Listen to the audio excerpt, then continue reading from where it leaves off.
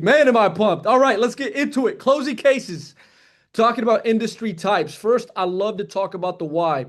Why industry specific closing wins more deals, guys. Industry specific closing. That's what we want to continue to sharp our mind over because that's how it all gets done. Now, let's talk a little bit more about it, right? Every industry has different challenges, priorities, and employee needs. We've got to be able to know how to accommodate those needs. And that's why we do the benefits fact sheet, which I'm going to talk to you a little bit more about here in just a second. But you have to be able to understand that each business industry has a different dynamic. The more you present, or the more preparation that you're starting. So before every appointment, if I'm thinking about first, what type of industry am I getting into? How does that industry type work? What are the mechanics behind how they operate personnel wise? And that way I can set up the best possible enrollment. Because here's the cool part. When I set it up the best way the first time, that's exactly how it stays every single time we enroll. Because that's how it starts to build a cadence and a regimen. So remember, every industry has different challenges, priorities, and employee needs. We've got to be able to accommodate that. The next one is a generic close often misses what matters most to the owner. And we talked about this before. It's business owners buy process, not products. Okay.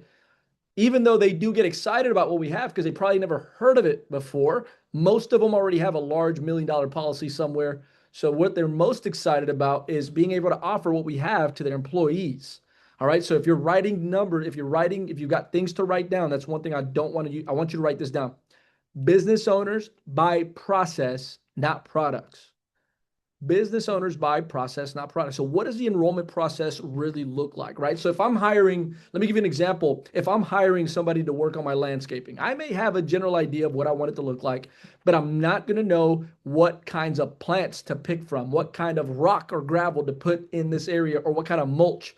That's the thing that I hire somebody to do for me, right? And typically what I do is I go out and I find these people and I have them give me up a pretty much a blueprint of how I'm going to, what is their idea on how this project is going to look like. And what I do is I now start basing it based on what it's going to look like. They do a lot of the thinking for me, right? That is very similar to what we do. When we go in for a presentation, we've got to be able to give a solid plan on what it's going to make more sense for the business. And so by understanding the industry type, I'm walking in with a solid way of getting this to work. Tailoring your closing strategy is what's going to also build trust and credibility. Whenever you're going in for the close and you're going over the how it works slide and you're utilizing terms like, John, the way that I've done it for XYZ company down the road from you is very similar to industry. This is how we did it. We laid it up during a safety meeting at 8 a.m., brought them breakfast. So each one of the guys were happily eating a bite. We also went over the no-cost introductory offers. And then what we do is we do that needs analysis to determine where that interest is, which is super important. And then what we do is we also then provide coverage at that time. So it's super simple, super concise. We would do it at the safety meeting that you have every single week at 8 a.m., which I'm talking about. That alone gives you guys an incredible amount of credibility and trust, which starts to drive them towards the decision making. The other thing is owners make decisions when they see solutions to their specific problems. Owners make decisions when they see solutions to their specific problems. Now, team, that's one of the most impactful pieces to know is that benefits fact sheet is not just to check a box. That is to identify a problem or a need that business owner has. Do they have enough participation? That's one of the ones that I really look for the most, especially for the ones that have a lot of different carriers. If I've got different carriers and I have 30% participation, that's immediately telling me that there's an enrollment setup issue. Something in their operation the enrollment wasn't set accordingly to help their operation. All right. The other thing too, I'm looking for is, overall, do they have any life insurance? That's a big problem. Let me point why that's an important thing to have, right? If they don't have a life insurance plan, their employees are working at this employer's business every single day, thinking about what would happen to them if they were to pass away. What about their family, man? I'll tell you, I thought about it, right? When I started having kids, I started having a family. Believe me, I thought about it. And that's one of the reasons why I have it. It gives me peace of mind. The other thing too is industry-focused closes increase your appointment to case conversion in long-term client relationships. What do I mean by that is because you're basing your approach based on their industry type, it turns that closed case conversion into an enrollment, right? Because we close to enroll. If you're having a challenge in how your case is going from close to enroll, or going from presentation to close to enroll, then it's a lot to do with how you're communicating the enrollment setup. That's super important. So now that you understand the importance or the why behind closing based on industry type, I'm going to talk to you guys a little bit more about the best practices. And I want you guys to really write this down because, again, this is where a lot of the shift happens. First, you have to, I meant to put role play. So role play your presentations before every appointment, okay? That's a non-negotiable. If your skill set on how you give a presentation is how your revenue is created, you better believe that's where you got to apply your most focus, right? One of your best focuses. I got to make sure that presentation is spot on, right? From there, of course, you've got your activity to help supplement those opportunities. So you could be the best presenter in the world, but if your activity is not where it needs to be, then you're going to see a delayed result. So, and it could be the other one. I could do all the activity in the world, but if my presentation never gets utilized and sharpened and reinforced and fortified, I'm not going to get what I'm looking for. So role playing your presentation before every appointment is a non-negotiable practice that will elevate your results. Now, a couple of things I want to do here is before I go into every appointment, guys, you need to know what industry type. That's hands down. Is it a medical? Is it a medical office? Is it a auto shop? Is it a manufacturing plant? Whatever those different industry types, that's going to help me out tremendously. You need to also foreshadow possible objections. What are going to be some objections I may face in this opportunity? This is going back to the preparation. The other thing too that I want to make sure you guys know is before you go into any appointment, you have to know what dates are going to work for the enrollment date, right? Because that's part of the closing script. I'm going to have this time and this day available. Which one works best for you? So knowing what date is going to work based on your schedule automatically gives you a sharper delivery, which then creates that conversion increase by an exponential amount. And then, of course, what I would encourage you to get, before you guys go into any area this week, I want you to get with your AD, I want you to get with your GA, and I want you to ask, what businesses do I have in these areas? Or do we have, excuse me, what businesses do we have in whatever city I'm going to be working in? Because guys, that's another thing that can increase your probability of closing the case because you have the names to drop. Name dropping is essential. I can tell you through multiple conversations that I've had with many other teams is that they are name dropping, and that's what's been lowering the defenses, which then opens up their mind to really hearing out what you've been able to do for that business that they are familiar with, right? It's called social proof. When you have that proof in the socially with other business owners, because you've built rapport with them and they let you come in and enroll their kid, that is what creates the sales process to move smoother because it opens up the channels of trust. And then something we've talked about that I don't want you guys to lose sight of is have referral letters readily available. You got to have referrals readily available. If you've closed it, even if it's one account in the last couple of weeks, right? Or in the last month, go to that business and be convicting when asking for these referral letters. Hey, listen, John, I'm really looking to expand, my footprint here in the community that you're in. And in order for me to do so, I just got to make sure that I get enough testimonies to be able to show them what I do and how I've been able to help you. Can you get me a referral letter by the end of this week? That way I can ensure that I can give them some direction on who to reach out to in case they're on the fence about making a decision to move forward. Is that fair? I want to make sure that they know, guys, these referral letters are incredible. I usually keep them in my, if you guys are carrying an iPad, you can keep them digitally and email it to them. But I like the physical copy. I like a physical copy that I could just drop on their desk if I'm following up with a presentation that I've given and they're on the fence about moving forward because they're still trying to think about it. Here's a referral letter, John, just to give you a little bit more insight on how I've been able to help XYZ company. These are the difference maker. We talked about this. I don't know if you guys have read the book Atomic Habits. Atomic Habits talked about aggregation of marginal gains. All the little percentages of, the little things that they were doing was what led to the big result, right? And, you talk about the Olympics, right? You talk about, the World Cup that's going on right now. The teams that are winning and dominating in the sport is because they're all great teams. Most of them are great teams. This is a global sport. So they've got their best heavy hitters out there competing against one another. And the biggest determining factor behind all of them is the preparation, the little things that they're doing. What are their workouts consisting of? Are they doing all the small things? Because at the end of the day, at that level, there's the small things that make the biggest difference. The same thing is with having referral letters ready. If I've got 1 or 2 referral letters ready to give out, that's going to be increasing my probability of driving the result forward. Making sure that I'm preparing, understanding the industry type, that's another increase in my probability of closing. Knowing what objections I need to look out for and preparing for those. Knowing what dates are going to be readily available based on my schedule. Although they may not align, they still show to the business owner that I'm prepared.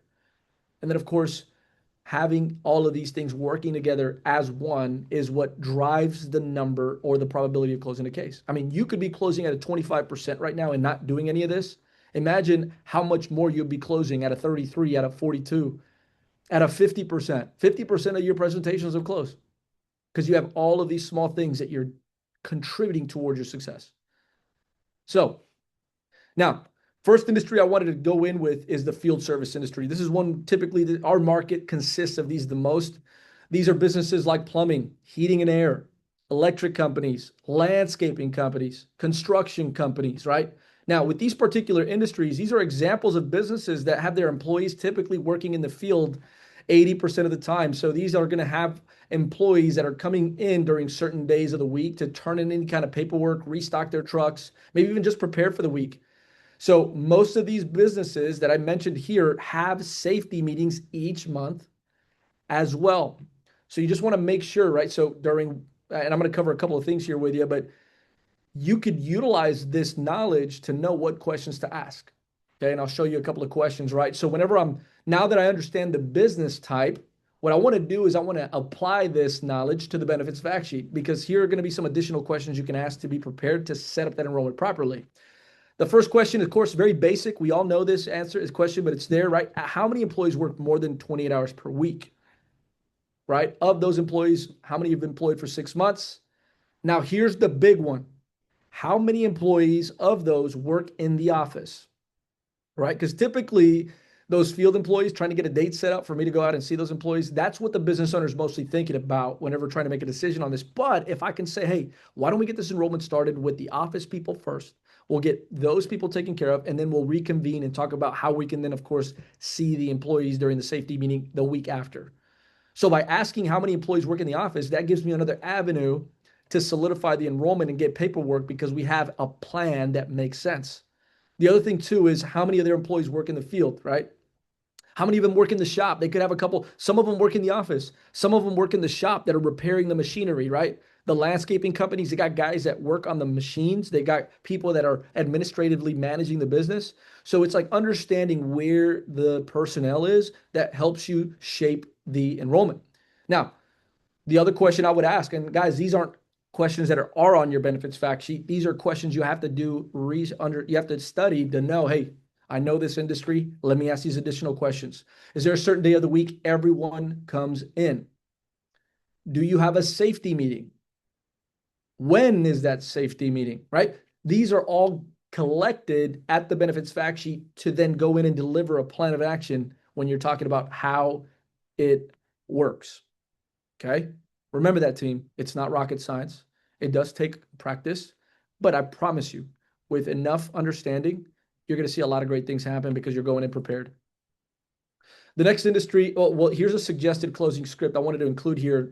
So the first way you would necessarily go in and approach this when you're going in and delivering the how it works slide. So John, all we're asking is for those employees that want to help their families is that you allow them to do so through payroll deduction so that the company and the employee can save on those payroll taxes. I could be here next Thursday at 8 a.m. since I know that's when you told me everyone would be in.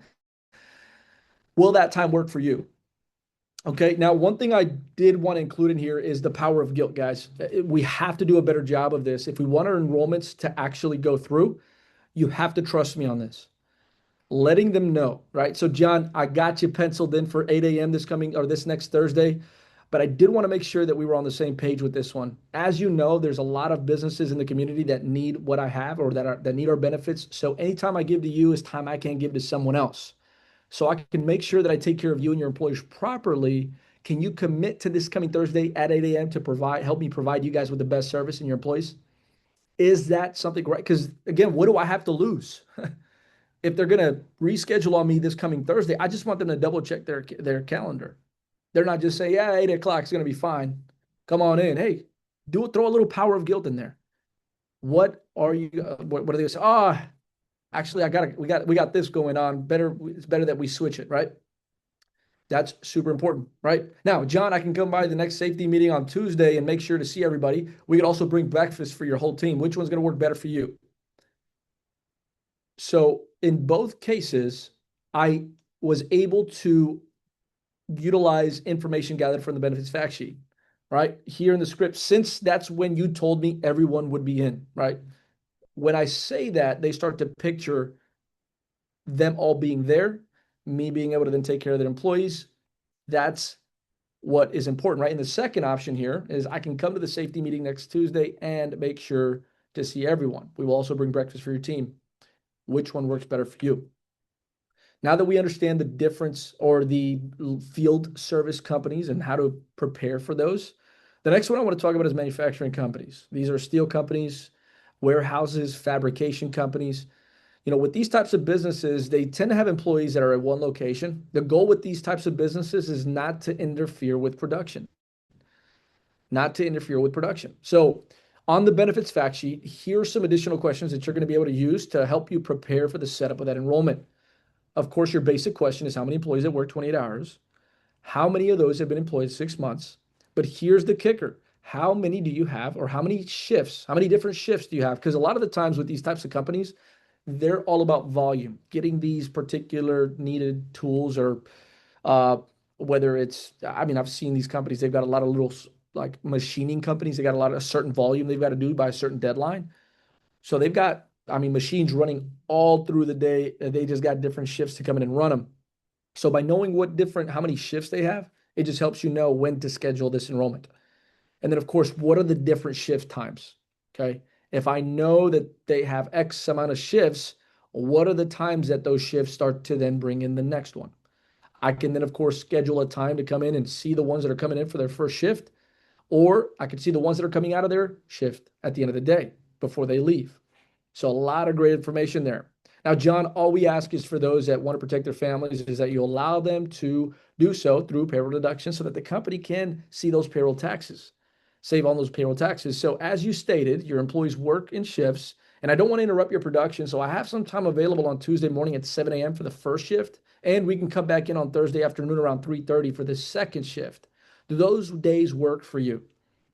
Right? Do those days work for you? Guys, what's exciting about this is that it gives you, when you speak to them, it shows credibility because you're letting them know that you understand their business model. And then they start piecing it together and it makes them want to move forward with it because the thinking has already been made or already been done for them.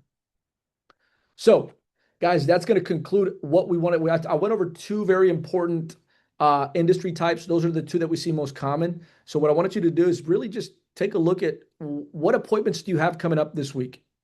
What kind of industries are they? What days do you want to see those enrollments scheduled? What objections are you going to face? Right? And I'll say this time and time again. We're expecting thousands of dollars worth of opportunity. But the question is, are we preparing like it? Are we preparing like it? So with all that being said, team, I want to wish you guys a great rest of your Monday. Let's be sure to be prepared. Every appointment you have, guys, get with a manager. Hey, here's an industry type that I'm not too sure about. What experience do you have in setting up these enrollments? Right? I've got some big opportunity. How would you set this enrollment up? And get their feedback, right? You guys got ADs and GAs that have been in the role for years. I have no doubt in my mind. Just reach out to them, guys. All right. Have a great rest of your Monday. Let's light it up. And we will see you all this coming Thursday.